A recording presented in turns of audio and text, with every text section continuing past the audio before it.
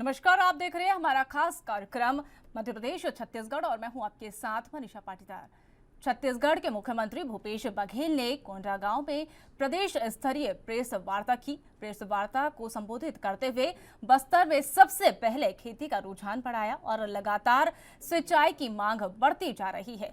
साथ ही उन्होंने बीजेपी पर भी निशाना साधा। क्या कुछ कहा, आइए सुनते हैं। और ऋण माफी से लेकर राजीव गांधी किसान न्याय योजना, गोधन न्याय योजना, सारी चीज़ें आती है जिससे लोगों का विश्वास, आदिवासियों का विश्वास सरकार के प्रति बढ़ा है। जल जंगल जमीन जो उनके मूल मुद्दे थे और उसको ज़मीन भी देने का काम कर रहे हैं, जल संरक्षित करने का काम कर रहे हैं, जंगल बचाने का काम कर रहे हैं। तो ये इस काम से लोगों को विश्वास बढ़ा है और इस कारण से नक्सली पीछे हट रहे हैं बिना गोली चलाए। से निश्चित रूप से लोगों का रुझान बढ़ा है और नक्सल पीछे हटे हैं। अब सवाल विकास के जो मूल के जो सवाल थे, विकास कार्यों में भारत सरकार कितना मदद करेगी नहीं करेगी वो तो देखने वाली बात है। लगातार वो कटौती कर रहे हैं। अभी जीएसटी में अभी जून महीने के बाद से जो हमको जीएसटी कंपनसेशन मिल रहा था वो भी उसमें वो ख़त्म करने वाले हैं। तो इससे भारी नुकसान होगा, लेकिन बस्तर के विकास में कोई कमी नहीं आने देंगे। तो आप देखेंगे कि आप गांव-गांव में सड़कें बनने लगी है। करीब 80-90% गाँव में पक्की सड़कें पहुंची है। बिजली पहुंचाने का काम हो रहा है, ट्यूबवेल हो रहा है, पीडीएस साहब जहां नहीं थे वहां खोलने का काम हो रहा है। तो लगातार हम लोग काम कर रहे हैं और बस्तर के विकास के लिए पैसे की कमी नहीं आने देंगे। बैठ जाते हैं तो भारतीय जनता पार्टी की स्थिति अभी बहुत दयनीय है। वन विभाग की स्वीकृति का मामला है और उसको हम लोग परसों करेंगे, जितना जल्दी हो सके करेंगे। हैं गरीब आदमी के पास राशन होना चाहिए, उसके सदस्यों के नाम होना चाहिए। और पूरे प्रदेश में भारतीय जनता पार्टी शासन में क्या होता था, चुनाव के पहले राशन कार्ड बनते थे और चुनाव समाप्ति के बाद वो सत्यापन के नाम से काटे जाते थे। हमारी सरकार में सरकार बनते ही सबके राशन कार्ड फिर से दिए गए, सबको दिया गया। एपीएल हो चाहे बीपीएल हो, पहले एपीएल को मिलता नहीं था, अब बीपीएल के साथ साथ एपीएल को भी दिया जा रहा है। और लगातार उसको कोई पहले तो रोक लगा दिया, इसके बाद राशन कार्ड नहीं बनेगा। लेकिन अब राशन कार्ड कोई मतलब बनाने के लिए कोई अवधि हमने निश्चित नहीं की है। जो परिवार बढ़ गया, शादी, बच्चे की शादी हो गई, अब शादी होने के बाद उसके बच्चे हो गए, अलग यूनिट मान के उसको राशन कार्ड दिया जा रहा है। जो शादी होगी, जो महिला आई तो उसका राशन उससे, नगर वासियों से, आदिवासियों से, अनुसूचित जाति के लोगों से, बच्चों से, बुजुर्गों से, महिलाओं से, नौजवानों से, सबसे मुलाकात हुई। व्यापारियों से मुलाकात हुई, विभिन्न समाज के लोगों से मैंने भेंट मुलाकात की और पत्रकार दोस्तों से भी लगातार मुलाकात हर ज़िले में, हर विधानसभा में हो रही है। और सबसे अच्छी बात ये है कि आज बस्तर में सबसे ज़्यादा जो रुझान बढ़ा है वो खेती की तरफ, और लगातार सिंचाई की मांग बढ़ती जा रही है।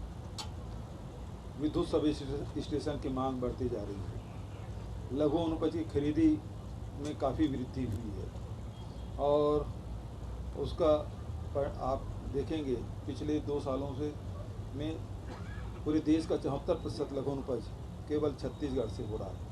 इसमें बड़ा योगदान हमारे बस्तर का भी है। और इस लघु वनोपज से न केवल संग्रहण करने की तकनीक में भी परिवर्तन आ रहा है, वहीं वैल्यू एडिशन के माध्यम से लोगों को रोज़गार भी मिल रहा है और अधिक राशि भी मिल रही है। तो इस ऐसे देखें तो बस्तर में बहुत सारी योजनाएं हमने शुरू की। यहाँ की संस्कृति बचाने के लिए गोटोल और देवगुड़ी का निर्माण बहुत तेज़ी से किया जा रहा है, जो हमारे आदिवासियों के आस्था के केंद्र रहे हैं, हमारी संस्कृति का एक बड़ा हिस्सा रहा है। उसे संरक्षित करने की, सुरक्षित करने की और संवर्धित करने का एक मशीन, दाल बनाने की मशीन, और उसके साथ साथ यहाँ जो लघु वनोपज है उसके वैल्यू एडिशन करने के लिए जो मशीनों की आवश्यकता होगी, उनका स्थापना यहाँ होगा। बड़े पैमाने पर अब मछली पालन है, मुर्गी पालन है, इस दिशा में भी हम लोग काम कर रहे हैं। तो इसका सीधा सा अर्थ ये है कि लोगों के पास पैसा जा रहा है। और इस कारण से आप देखेंगे कि मोटरसाइकिल की बिक्री भी बस्तर में बढ़ी है और ट्रैक्टर की भी बिक्री बढ़ी है। अकेले कोंडागांव ज़िले में इसी साल करीब 950 ट्रैक्टर बिके, पिछले साल करीब 800 ट्रैक्टर बिके थे। ये संकेत बताता है कि लोगों के जेब में पैसा जा रहा है और लोग विकास की ओर आगे बढ़ रहे हैं। संस्कृति को भी आगे बढ़ाने का काम हो रहा है, तो लोगों के जीवन शैली में भी परिवर्तन आ रहा है। और इसके कारण से पहले कभी बस्तर में बैंक की मांग नहीं होती थी। अब जिस विधानसभा में जा रहा हूँ वहाँ बैंकों की मांग हो रही है और सभी जगह मैं घोषणा कर रहा हूँ, और बैंक यहाँ खुलेंगे तो निश्चित रूप से ट्रांजैक्शन के लिए ये लाभदायक होगा। क्योंकि अभी मुझे केसकाल विधानसभा जाना है और सब सही कहें, और बंदोबस्त तो किसी कहते ही लगातार यहाँ आ रही है। और आप सब जानते हैं कि ये राज्य सरकार के पास ये अधिकार था और बंदोबस्त काम बहुत वर्षों से बंद सा था। उसको ध्यान में रखते हुए हमने सारे कलेक्टरों को यह अधिकार दिया है कि जिन जिन जिलों में इस प्रकार की आवश्यकता है। मध्य प्रदेश के भोपाल में रविंद्र भवन में नगर निगम द्वारा आयोजित स्वच्छता सम्मान समारोह में मुख्यमंत्री शिवराज सिंह चौहान ने लोगों को संबोधित किया। इस दौरान उन्होंने शहर को साफ रखने के बदले में शहरवासी संघ हॉकर्स कॉर्नर के 3 लोगों को 3 करोड़ 17 लाख रुपए से ज्यादा अवार्ड दिए गए हैं। उन्होंने पहले रविंद्र भवन में मौजूद शहरवासियों, रहवासी संघ और कर्मचारी, अधिकारी, व्यापारियों समेत सभी से कहा कि हम यदि एकजुट हो जाएं तो भोपाल स्वच्छता में नंबर 1 बन सकता है। शहर में ऐसे बहुत सारे लोग हैं जो अपने काम के साथ शहर के लिए भी काम कर रहे हैं। मैं उन लोगों को एक साथ दर्शन करना चाहता था, इसलिए मैंने सभी को मेहमान के रूप में बुलाया। वही कार्यक्रम में जिले के प्रभारी मंत्री भूपेंद्र सिंह, चिकित्सा शिक्षा मंत्री विश्वास सारंग, विधायक कृष्ण गौरव समेत कई जनप्रतिनिधि मौजूद रहे।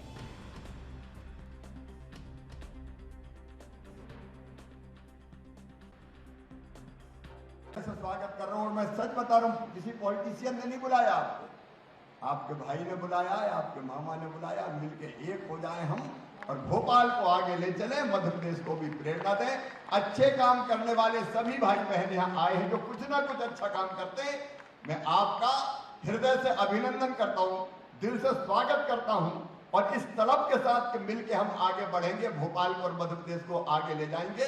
अपनी बात समाप्त कर रहा हूँ, लेकिन स्वच्छता की शपथ के साथ इस बार भोपाल पीछे नहीं रहना चाहिए। बड़े काम कई किए हैं। अब वो जो कौन सा इलाका था ना, पीपुल्स कॉलेज के पास जो ढेर लगे रहते थे, भानपुर खंती, देखिए एक निश्चय हो गया तो भानपुर खंती पार्क के रूप में परिवर्तित हो गई।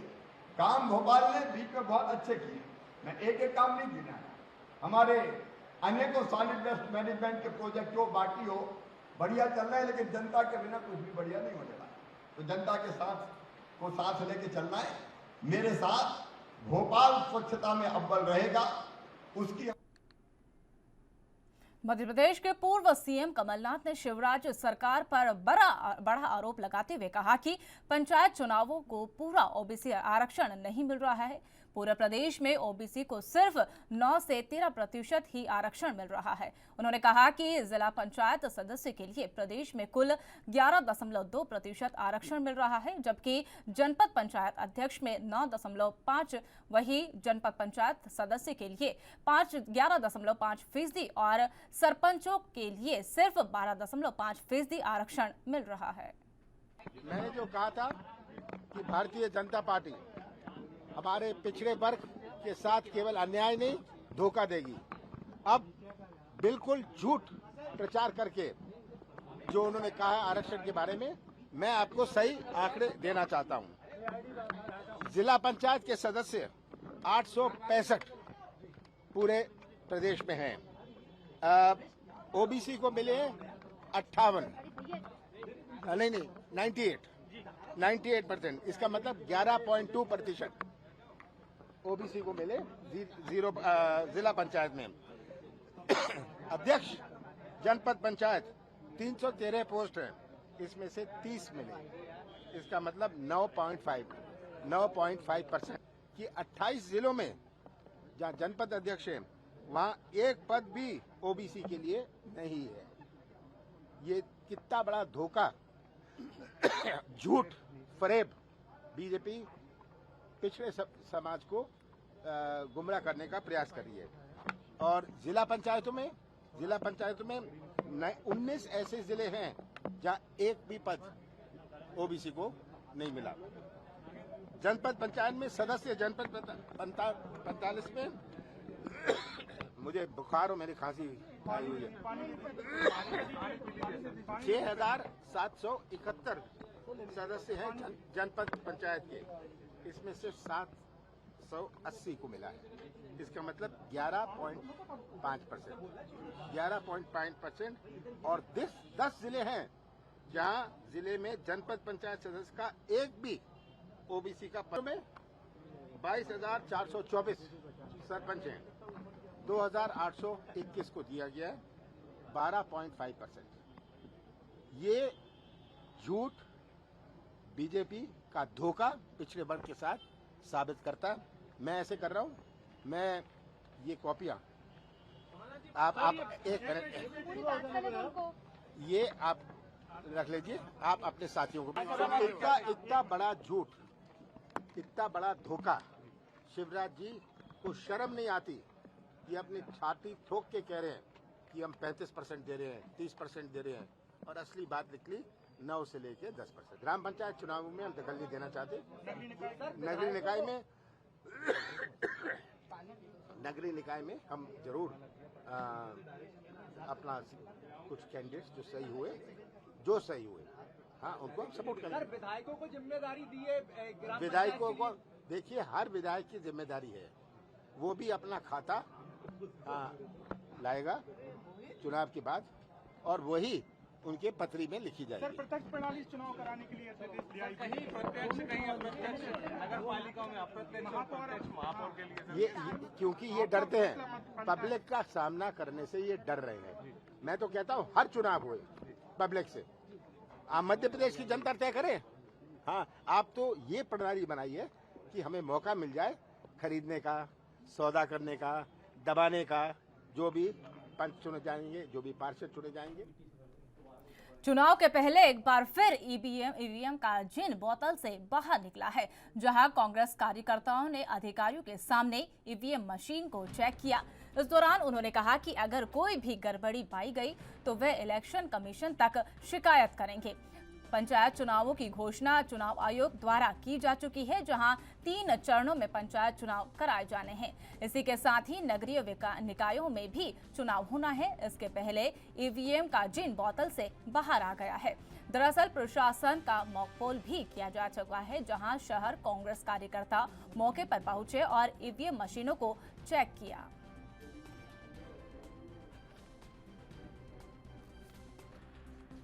हमारी पूरी पार्टी उसको चेक करने आई है, यहाँ पर मशीनों को भी चेक करने आई है। कांग्रेस पार्टी की पूरी नज़र है, पूरी नज़र रखे हुए हैं। अगर कोई भी विसंगति पाई गई हम इसकी शिकायत करेंगे। आज मेरे साथ में मेरे कार्यकारी अध्यक्ष रवि राय साहब और सुरेंद्र वर्मट जी और पूरी टीम, कांग्रेस की पूरी टीम यहाँ पर ये चेक करने आई थी। अब चंद्रमान सिंह चंदेल, मोन्टू भाई और मेरे समस्त साथीगण ये देखने आए थे कि यहाँ ठीक ठाक काम चल रहा है कि नहीं चल रहा है, और मॉक पोल हो रहा था, उसकी हम जांच करने आए थे। और किस तरह का ध्यान रखा जाएगा? कांग्रेस पार्टी पूरी ताकत से आने वाले चुनावों में जो मशीनरी का दुरुपयोग हो रहा है उसका पूरा ध्यान रखा जाएगा, और अगर इसमें कोई गलत जानकारी हमें मिली तो हम इलेक्शन कमिश्नर को। कांग्रेस पार्टी की पूरी नज़र है, पूरी नज़र रखे हुए हैं। अगर कोई भी विसंगति पाई गई हम इसकी शिकायत करेंगे।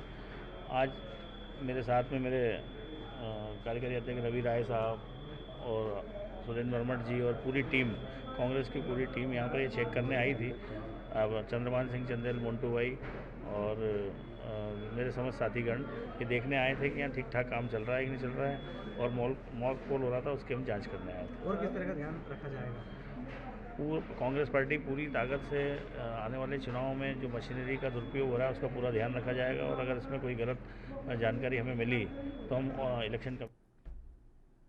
वक्त हो चला एक छोटे से ब्रेक का। ब्रेक के बाद फौरन लौट रहे हैं।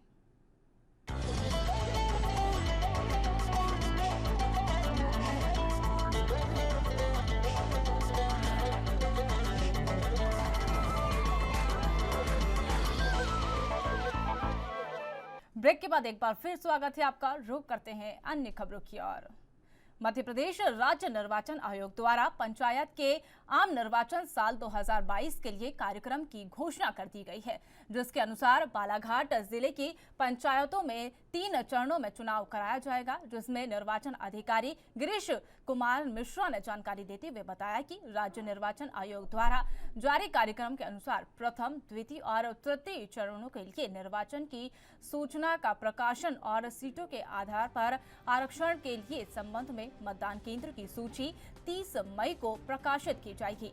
प्रथम चरण के लिए मतगणना 25 जून को, द्वितीय चरण के लिए मतगणना 1 जुलाई और तृतीय चरण के लिए मतगणना 8 जुलाई को मतदान समाप्ति के तुरंत पश्चात मतदान केंद्र पर जाकर की जाएगी। इसके बाद ही 11 जुलाई को मतगणना की जाएगी।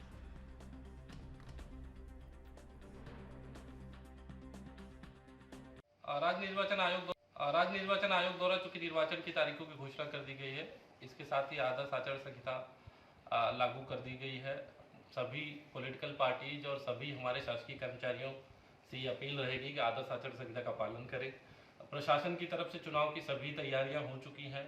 धारा 144 के आदेश, कोलाहल नियंत्रण अधिनियम के तहत आदेश, शरायत अधिनियम के तहत सारे आदेश जारी हो चुके हैं।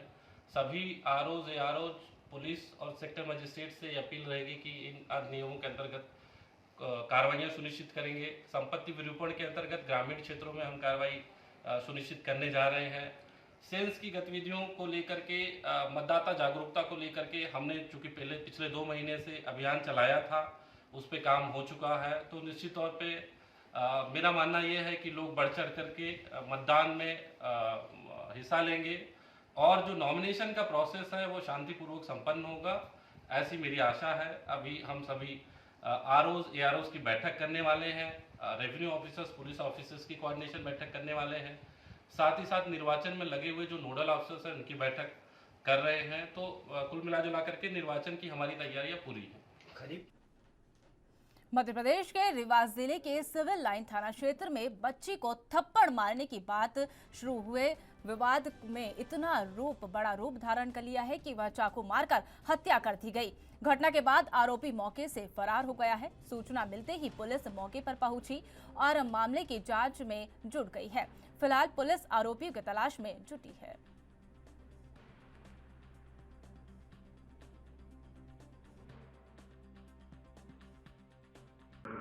सुजीत लोनिया जो है प्रमोद लोनिया को पा गया और पेट में बाएं तरफ छुरा मार दिया। वहीं पे जब गिर गया तो फरियादी जो है जय सिंह लोनिया बीच बचाव करने के लिए उसको नीचे बने हुआ, तो इसके मने हिप्स में, पोंद में उसके भी 2-3 छुरा ये प्रदीप लोनिया मार दिया। और जब उसको जो है चोट लगी तो ये जो है फरियादी जय सिंह लोनिया है, क्योंकि वो बेहोश हो गया था प्रमोद लोनिया चोट पेट में लगने का, खून बहने के कारण। फिर उसके बाद में जो है किसी तरह गाड़ी के जुगाड़ करके एचएमएच वाला है और करीब 10:40 बजे रात, करीब 11 बजे रात उसको भर्ती कराया और इलाज के दौरान 12 बजे के बाद में 28/5/22 को करीब 4:15 बजे सुबह इलाज। मध्य प्रदेश के शिवपुरी में कल्याणपुर खदान की आड़ में 50 किलोमीटर दूर सिनरौला में अवैध रेत का खनन शुरू हो गया है। इतना ही नहीं, अवैध रेत खदान को LND में और पनडुब्बियों में उनका सीना छलनी किया गया है। मामले में जिला कलेक्टर ने बताया कि जब भी सूचना मिलती है तो हमने कार्रवाई की है और आगे भी इसी तरह की कार्रवाई जारी रहेगी।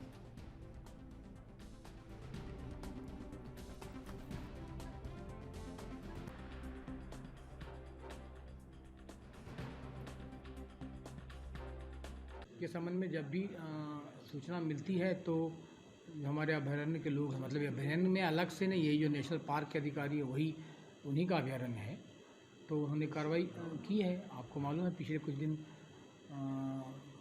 पहले एक ट्रैक्टर के बारे में सूचना मिली थी जिसको उन्होंने पकड़ा था, ट्रैक्टर या डंपर जो भी था, और कार्रवाई की थी। अगर इस प्रकार की सूचना फिर मिल रही है तो फिर उनको निर्देशित करेंगे। प्राइवेट लोगों की ज़मीनों का उन्होंने एग्रीमेंट कर लिया है, जबकि सरकार से कोई एग्रीमेंट नहीं दिया माइनिंग से, और बराबर खनन चल रहा है। मैंने बताया ना कि बीच बीच में इस प्रकार की शिकायतें सूचना आती रहती है और उनकी टीम जाती है। कई बार वो माइनिंग की टीम भी मांगते हैं, पुलिस की टीम भी मांगते हैं, तो माइनिंग की टीम भी उनको देते हैं और पुलिस की टीम भी देती है। निर्देश ये है कि संयुक्त रूप से कार्रवाई करें।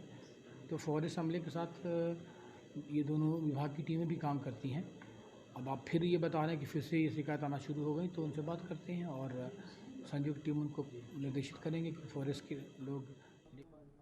मध्य प्रदेश के डिंडोरी क्षेत्र में हाथियों का आतंक इतना बढ़ गया है कि ग्रामीणों में सनसनी फैल गई है। आपको बता दें कि दिन रात ग्रामीणों में हाथियों का डर सता रहा है। आपको बता दें कि हाथियों का डर ग्रामीणों का जनजीवन अस्त व्यस्त कर रहा है। वहीं हाथियों द्वारा घरों में हमला कर लोगों को घायल कर रहा है, जिन्हें वन विभाग की ओर से अस्पताल पहुंचाया जा रहा है। वहीं ग्रामीणों ने वन विभाग पर लापरवाही का भी आरोप लगाया है।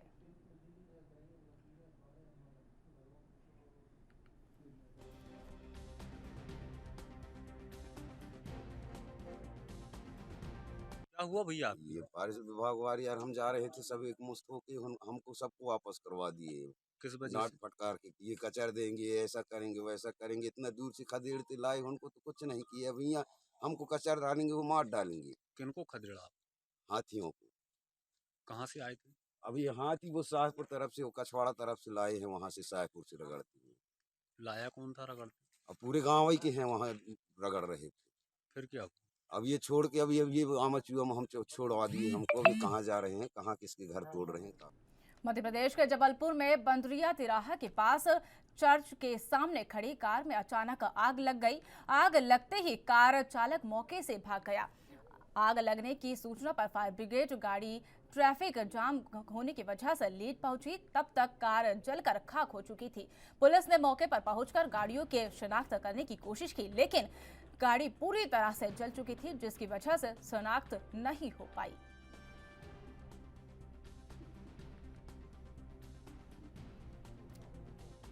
सूचना आई कि हाउआग चर्च के इधर पे कार में आग लगी है। तत्काल हम लोगों ने बाहर निकाले और रास्ते में ट्रैफिक बहुत ज़्यादा रहा, बड़ी परेशानी गई, बड़ी मुश्किल में यहाँ तक पहुँचे, फिर आग को नियंत्रण किए। कैसे लगना बताया गया, क्या जानकारी? अब वो जिनकी कार है उनका तो पता नहीं है, बाकी अज्ञात है ये। कौन सी कार है ये, कुछ जानकारी? अभी इसके बारे में कुछ मालिक ही नहीं है सर। कितने लोग थे कार में सवार यहाँ पे? हम लोग जब आए तो कार में कोई।